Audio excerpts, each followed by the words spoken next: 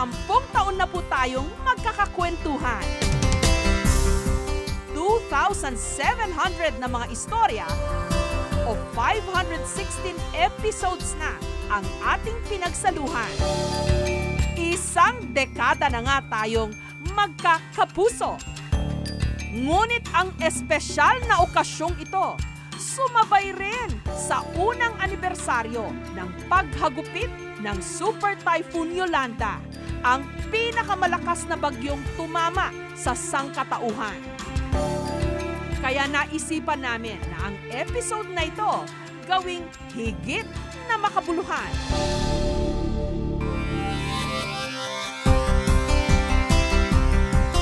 Bumuo kami ng KMJS truck na maghahatid ng saya, sorpresa at inspirasyon sa mga kababayan nating hanggang ngayon pilit bumabangon. Ilan sa mga recipe ng aming pamilya na itampok na dito sa ating programa. Hindi kumpleto ang bakasyon namin dito sa La Union pag hindi kami kumain ng pinapaitan for breakfast. Ang daddy ko, heto pa ang dalawa, ang pork tapa ng aking daddy at ang longganisa ng aking lola Sean. Timplado ang mga ito, hindi na kailangan pa ng sausawan. Ang mga ito ang handog namin para sa mga biktima ng Super Typhoon Yolanda. Sisikapin naming mangalap ng pondo sa pamagitan ng aming top silog at long silog na ibibenta sa aming KMJS food truck. Ang destinasyon nito, ang Quezon City Memorial Circle. magtitinda po kami ng tapa, pork tapa at longganisa ng mga recipe po ng aming pamilya. Yung pong pork tapa, ang daddy ko po ang gumawa. Yung recipe minanaho niya dun sa lolo kong Chinese. Yung longganisa po, wala na ho kasing lola ko pero naghanap po kami ng longganisa na close dun sa recipe ng lola ko. So ito po yung ititinda natin sa mga tao ngayon dito sa Quezon Circle. Yung proceeds, ibibigay po natin sa mga biktima ng Yolanda. Ito po si Chef Haset. Hello po. Naalala niyo ho siya, madalas po namin siyang nag-feature dito sa KMJS. Katulong namin si Chef Haset Go, kapatid po siya ni Roden, na minsan na naming itinampok sa aming programa. Si Roden ang nagpakasal sa kanyang nobyang si Lizelle, ilang oras lang bago siya pumanaw sa sakit na cancer. Maaga pa lang, inumpisahan ng lutuin ni Chef Haset ang tapa at longganisa ng aming pamilya. Kasama ng sinangag, itlog at atsara, kada order ibibenta namin ng 100 pesos. At lahat ng kikitain, diretso sa mga biktima ng Bagyong Yolanda. So turo mo sa akin how to package this thing. Okay. Okay. So ito yung pork tapa. Okay, so habang iniinit ni Ma'am Jess, dito naman ako sa sunny side up egg natin, no? Itlog, para kumpleto. Pritong itlog. May rice, may pork tapa, may or longganisa, may atsara. At tama-tama dun sa mga nagpupunta dito sa Quezon Circle. Pwede na tong tapa. So, di-demo ni Chef Haset ano yung tamang pag-package. Okay, so lagyan na natin yung rice. Rice. Ilang pieces ng tapa per box, Chef? Siguro more or less mga 100 grams, siguro isang ganun siguro ng tong. Ayun, may food style. Tuturuan ako ni Chef Haset doon, hindi ako marunong. Okay, and then the egg. Dito na po. Lagyan natin ng atsara. Ito na po yung ating ibibentang pork tapa na may itlog, may kanin, may atsara. 100 pesos. Patinda na tayo sa baba. Nung handa na ang lahat, nag-umpisa na kaming magbenta. Good morning po ulit! Welcome po sa aming food truck.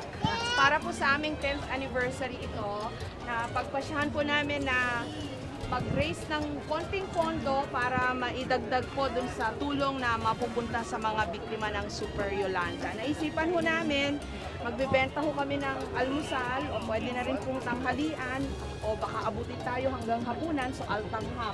Sana po maibigan nyo, yung proceeds po nito, totally mapupunta po lahat sa mga biktima ng Yolanda. Wala po kaming profit dito.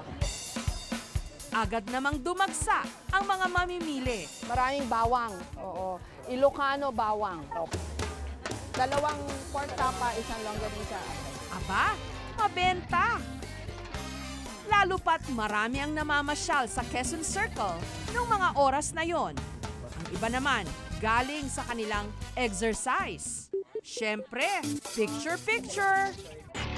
Ang hindi alam ng mga tao sa circle noong mga sandaling yon, may isa pa kaming sorpresang bisita na tutulong sa aming proyekto para makipag-celebrate na rin sa ating 10th anniversary. Ang Kapuso Primetime Queen na si Marian Rivera. Suki na siya dito sa ating programa. Nasundan natin ang kanyang pagsikat mula Marimar hanggang nung nagkaibigan sila ni Dingdong Dantes. Hindi ko magsasawa sa halik ko. Hindi ako magsasawa sa'yo. Hanggang sa nalalapit nilang kasal. Please, Marian, will you be my wife?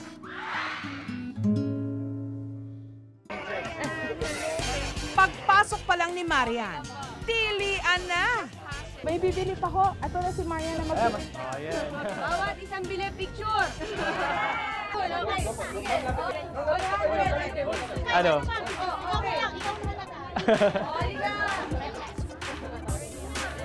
Sino pa bibili? Pag lima, may pirma. Galing magbenta ni tindera natin. Ate, anong bibilin mo? Anong galing sa tapa? Kaya mo yan. Sige na, maglakad na kayo pa uwi. Hindi namin inasahan ang pagdating ng kompositor na si Josefino Senizal. Ito ho ang nag-compose ng Ang Pasko Ay Sumapit. Mr. Josefino Senizal. Ang Pasko ay sumapit at hindi kita malimot. Pati yung pipit. Si Marian, hindi maitago ang pagkagiliw sa mga bata. Wala, magaling pala mag-alaga to si Marian. Practice. Sabi na po ito. 100 may kiss. At dahil pursigido talaga si Marian na maubos ang aming paninda, Maglako na tayo, Ma'am Jessica. Umikot na tayo. Gusto mo? Oo, tigisa tayo. hinamon niya akong ilako ang aming top silog at long silog paikot sa Quezon Circle. Ganisa at tapa, 100 pesos lang po. Kikitain ko nito ay pupunta sa Yolanda. Victims. Kumuha na lang po ko ng shortcut. Bibili na kayo. Bumili mo na kayo.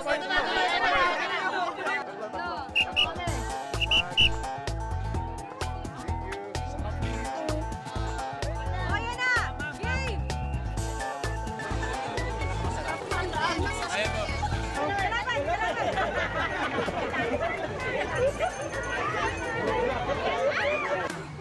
Pati ang mga nasa sasakyan, huminto para bumili.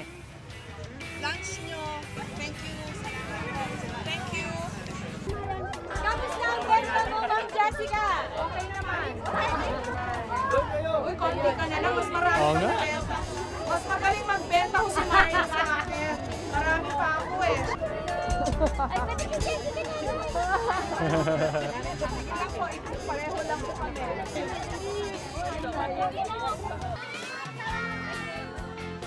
Pasalamatan mo namin si Maria. Sa loob ng humigit kumulang 2 oras, nakapagbenta kami ng 300 food boxes ng top silog at long silog. Ang aming kita, mahigit 30,000 pesos. Ang halagang ito, idodonate namin sa Kapuso Foundation bilang tulong sa mga nasalanta ng Yolanda. Pag alam mo kasi yung feeling na parang gagawa mo to lahat para lang makatulong tayo sa, especially nga yung mga na biktima ng Yolanda. So, sulit po na wala yung pagod, puyat, di namin naiisip na yun. It's been a wonderful experience, especially since, it's for charity, it's for the Yolanda victims, and I'm also glad that I got to taste your recipe for longanisa and tapa. And everyone else got to do it too. Sarap? Actually, nakakataba ng puso din si Ma'am Jessica kasi sa every time na may ganitong pagkakataon na kailangan tumulong talaga sa kapwa, palaging ako yung iniisip niya na kasangga niya dito at katulong niya. So, thankful ako na kahit sa maikling panahon, nakapagtinda ako ng tapsilog at longganisa na gawa ng family niya. Mahirap pero syempre hindi mo na iindahin yon dahil ginagawa mo ito para sa isang mas malaking purpose. Kasi after 1 year nakita natin na napakarami pang kailangan gawin. Baka sakali makatulong tayo kahit konti in our own small way. Sa tulong ni Marian Rivera at ng mga chef, si Chef Hassett at si Chef Martin at ang kanilang mga kasama. At syempre yung staff din po ng Kapuso Mo Jessica Soho na nagtulong-tulong para gawin mo itong proyektong ito. Nakakatuwa kasi marami tayong mga kababayan nakita natin, hindi mahirap bentahan lalo na pag narinig nila na para sa mga biktima ito ng super bagyong Yolanda.